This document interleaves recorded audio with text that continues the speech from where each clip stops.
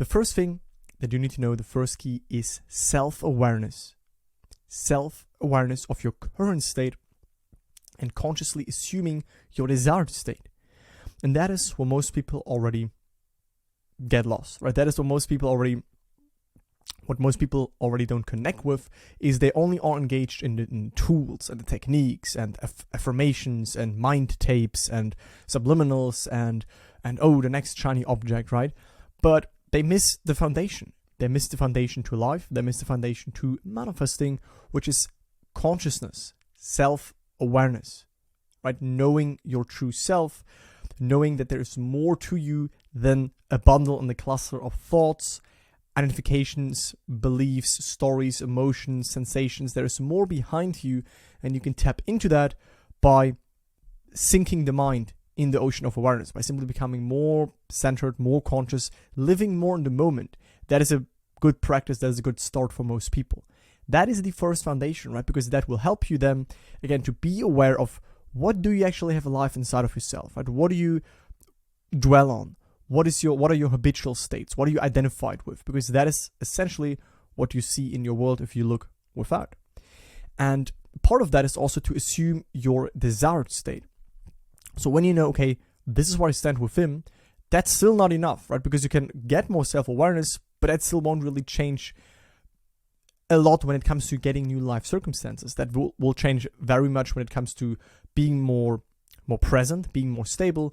But you also need to know, how do you assume a new state? How do you select and occupy a new reality that you make manifest for yourself?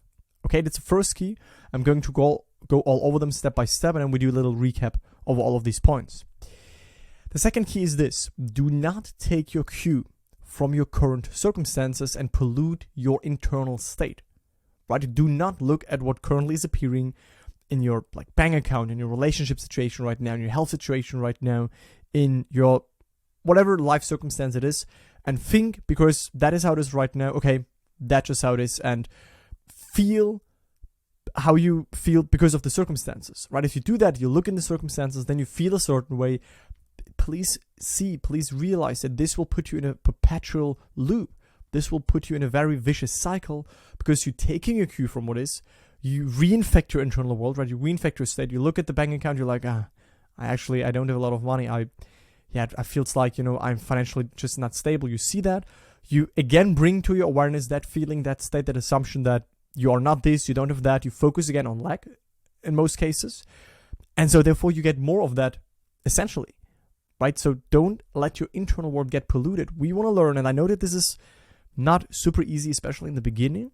And also in the longer you go, you can have some setbacks, but we want to learn that, right? It's a muscle that we can train. As we can train our body muscles, we can also train the muscle of looking at what is without taking our cue from that, right? With seeing that, okay, yes, acknowledging that, but still internally feeling how we want to feel without needing a external proof of that.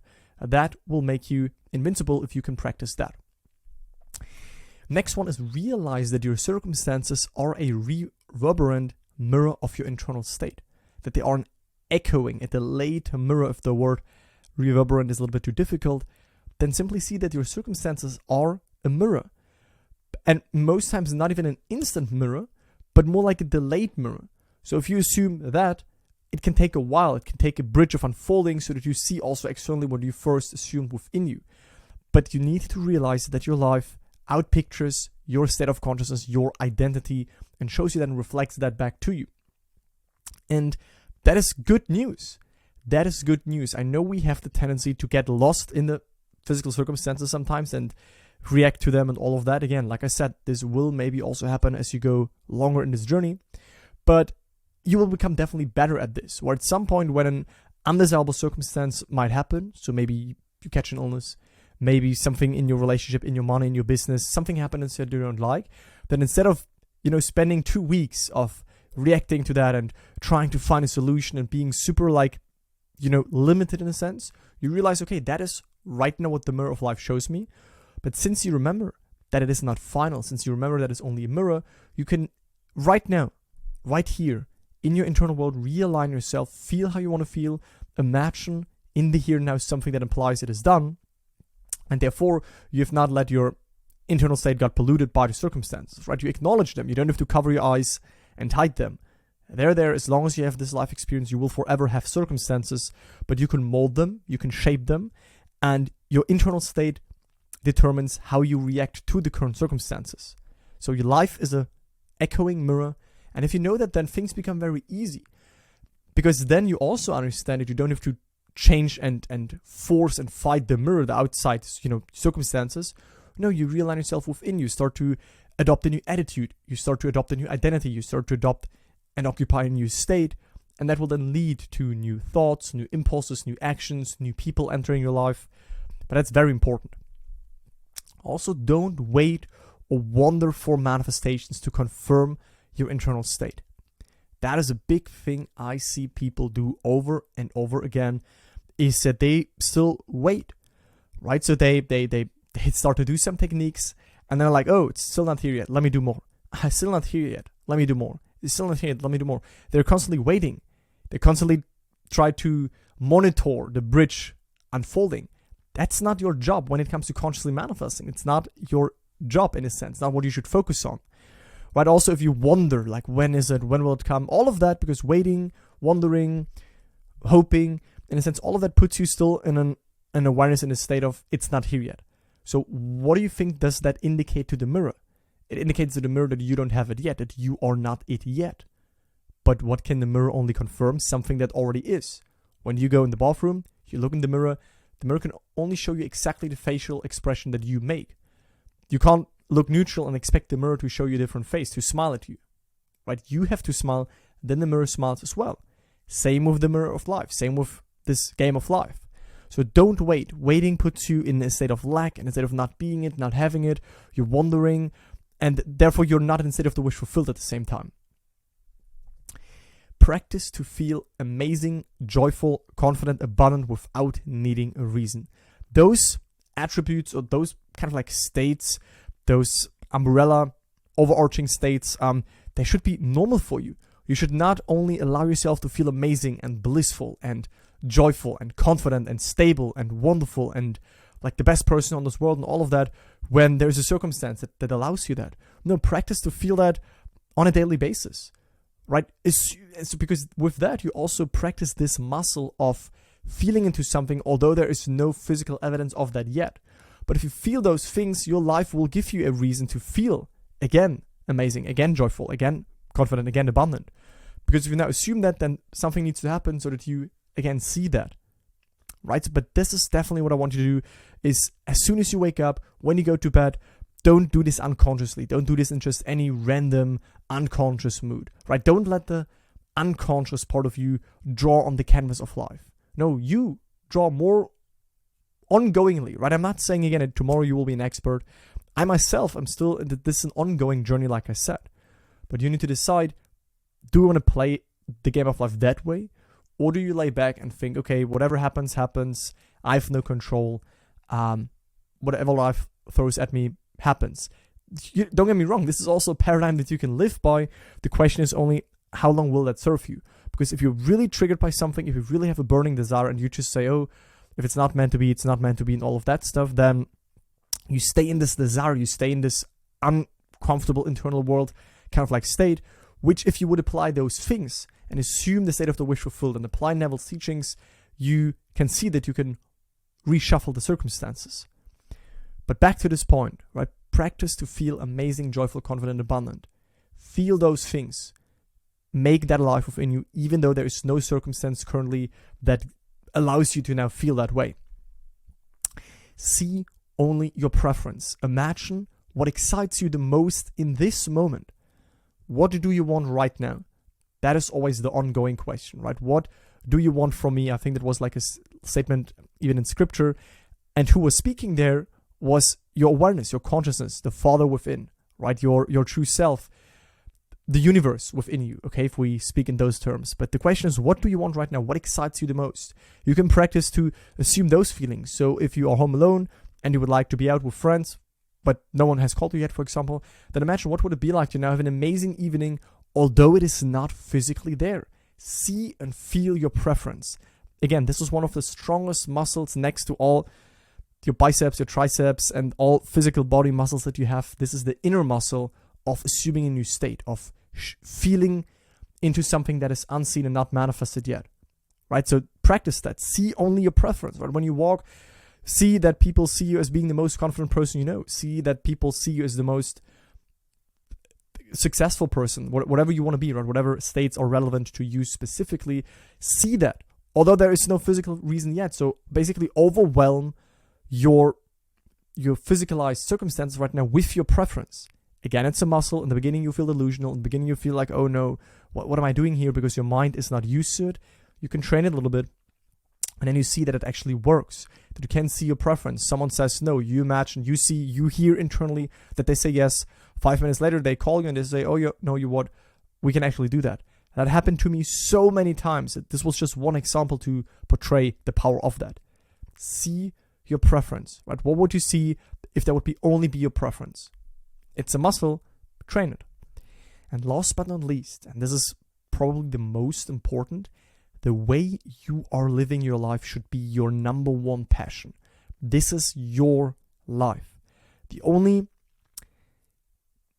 one that's with you is the one you believe yourself to be, right? You.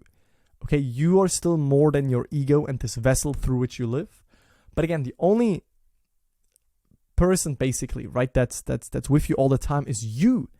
So first of all, you should do the inner work, right? Not in an egoistical way and leaving others behind and stuff like that. But I mean, focus on you, right? The way you live your life, that should be your number one passion. And with the way you live your life, I don't mean only like what your lifestyle is. I mean, of course, also those external things, yes, right? Your lifestyle, what you do, doing your passions, doing what excites you, doing what makes you feel good and what brings you to the next level in life. That's all amazing. Definitely do that as well, of course. Live your life the way you want to live it. But as well, also, I mean, the way that you carry yourself vibrationally, the way you carry yourself state-wise, right? How you shift realities, how you shift states, that should be your priority, right? What you assume, that you're conscious, that you're confident, you're peaceful, that you're happy, right? That should be your main priority instead of just chasing shiny objects all the time. All right. So these are the 7 essential keys. A quick recap, because it was already very detailed, but a quick recap, and then you can screenshot that, you can put this on your phone, you can come back to this video, because I think with that, this is for me, like in a summarized way, a lot of very important things. And just quickly, if you want to internalize them, if you want to learn more about every of those steps, self-awareness, defining your goals, shifting into them, understanding Neville's teachings, the law of assumption, everything that we teach on the channel here, then you can apply for my program, because this is where I show this to people, right? This is where people work with me. This is where I have a private community, very engaging, very active, very helpful. This is where I have my coaching. This is where I have everything, right, in my program. So if you want to work there with me, then you can apply. Second link in the video description, pinned comments, so that we can see if we're a good fit. And then if yes, we can dive into the program. So now let's go over a quick recap before I conclude this video. Key number 1, self-awareness, right? Being centered. I am. This is what Neville meant when he said I am. What is I am? Right? What do you refer to when you say I am? What deserves the name I am? Is it your name? Is it your body? Is it your thoughts? Is it your emotions?